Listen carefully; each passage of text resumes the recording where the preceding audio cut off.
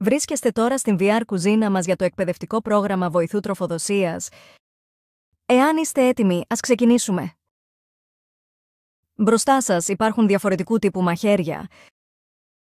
Μπορείτε να πιάσετε το μαχαίρι που χρησιμοποιείτε για την κοπή ψωμιού.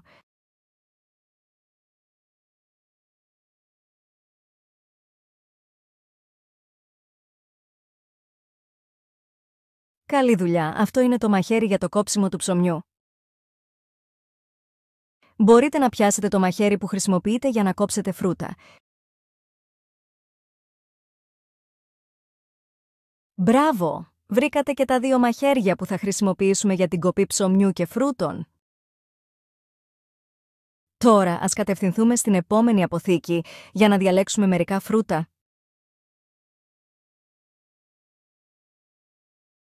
Για και πάλι, τώρα θα μαζέψουμε μερικά φρούτα που πρέπει να ντεμαχιστούν και να τα τοποθετήσουμε στην πιατέλα. Μπροστά σας είναι η αποθήκη φρούτων μας. Μαζέψτε τα παρακάτω φρούτα και βάλτε τα στο καλάθι δίπλα σας. Μαζέψτε μια φράουλα, ροδάκινο, καρπούζι, μήλο, μπανάνα και πορτοκάλι. Τα φρούτα φέρουν την ετικέτα με μπλε χρώμα.